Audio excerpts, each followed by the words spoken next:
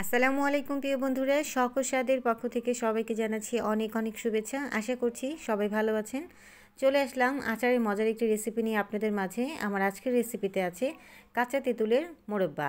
এখানে আমি আধা কেজি পরিমাণ কাঁচা তেঁতুল নিয়েছি। কাঁচা তেঁতুলগুলোকে আমি একটা পলিথিনের মাধ্যমে ফ্রিজে রেখে দিব। আমি প্রায় 4 থেকে 5 ঘন্টা ফ্রিজে রেখে দিব। পলিথিনে মুড়িয়ে ফ্রিজে রেখে দিব। প্রায় 4 ঘন্টা আমি অপেক্ষা করব। 4 ঘন্টা পর ফ্রিজ থেকে নামিয়ে নিব। একদম বরফ হয়ে গেছে দেখুন বন্ধুরা। যখন নরমাল হয়ে যাবে তখন আমি একটা ছুরির মাধ্যমে এভাবে খোসাগুলো ছাড়িয়ে নিব। একটু নরমাল হয়ে গেলেই খোসাগুলো খুব সহজে আপনারা ছাড়াতে পারবেন। একটা ছুরির মাধ্যমে অথবা এভাবে হাত দিয়ে নখ দিয়ে ছাড়াতে পারবেন খোসাগুলো। একটু সাবধানে করতে হবে, খেয়াল রাখতে হবে তেঁতুলটা যেন ভেঙে না যায়। খোসা ছাড়িয়ে একদম পরিষ্কার করে নিয়েছি।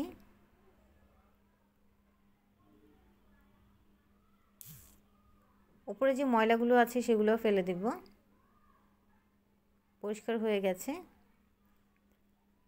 এখন ছুরির মাধ্যমে তেঁতুলের যে বিচিটা আছে সেটা বের করে নিব। একটু সাবধানে কাজটা করতে হবে, খেয়াল রাখতে হবে যেন হাত না কেটে যায়, আবার তেঁতুলটাও যেন ভেঙে না যায়।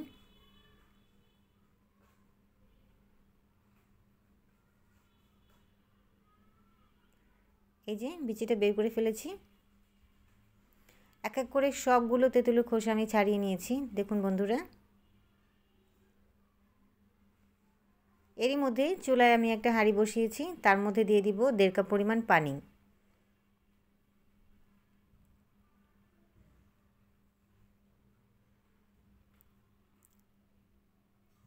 পানিটা ফুটে আসলে পানির মধ্যে অ্যাড করব 1.5 কাপ পরিমাণ চিনি। এখানে 1.5 কাপ পানিতে আমি 1.5 কাপ চিনি অ্যাড করেছি, যেহেতু মোরব্বা তাই চিনিটা একটু বেশি লাগবে সেটা তৈরি করার জন্য। আর সমান সমান ব্যালেন্স করে রাখবেন। এখানে অ্যাড করলাম 2টো তেজপাতা, 2টো এলাচ। এলাচ আর তেজপাতাটা দিয়ে একটু নেড়ে চেড়ে নিব। এখন অ্যাড করব কাঁচা তেঁতুলগুলো। কাঁচা তেঁতুলটা দিয়ে একটু নেড়ে চেড়ে নিব।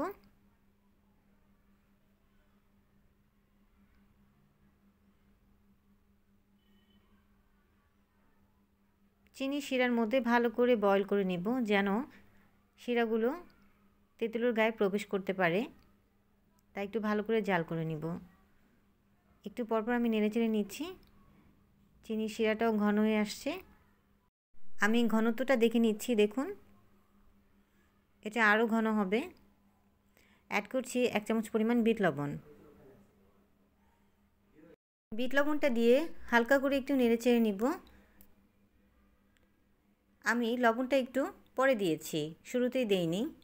আর এখানে সাধারণ লবণের চাইতে বিট লবণটা ব্যবহার করলে এই আচারের টেস্টটা দ্বিগুণ হয়ে যাবে, ভালো লাগবে খেতে। আর লবণটা পরে দেওয়ার চেষ্টা করবেন বন্ধুরা, তা নয়তো ভেঙে যেতে পারে। অ্যাড করলাম 1 চামচ পরিমাণ চিলি ফ্লেক্স। চিলি ফ্লেক্সটা দিয়েও হালকাভাবে নেড়ে চেড়ে নিচ্ছি।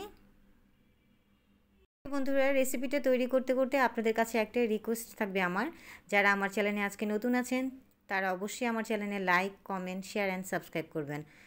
আমার সামনে আগানোর জন্য আপনাদের সাপোর্টটা ভীষণ প্রয়োজন। আশা করছি আমাকে একটা সাবস্ক্রাইব করে আমার পাশে থাকবেন। প্রিয় বন্ধুরা, কথা বলতে বলতে আমার কাঁচা তেঁতুলের মোরব্বাটা প্রায় হয়ে গেছে। এখানে আমি অ্যাড করব সামান্য পরিমাণ ফুড কালার।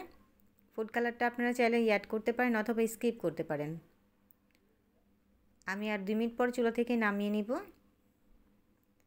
এটা চুলা থেকে নামানোর পর অনেকটা ঘন হয়ে যাবে এবং শক্ত হয়ে যাবে। চুলা থেকে নামিয়ে আমি একটা সার্ভিং ডিশে সার্ভ করে নিলাম।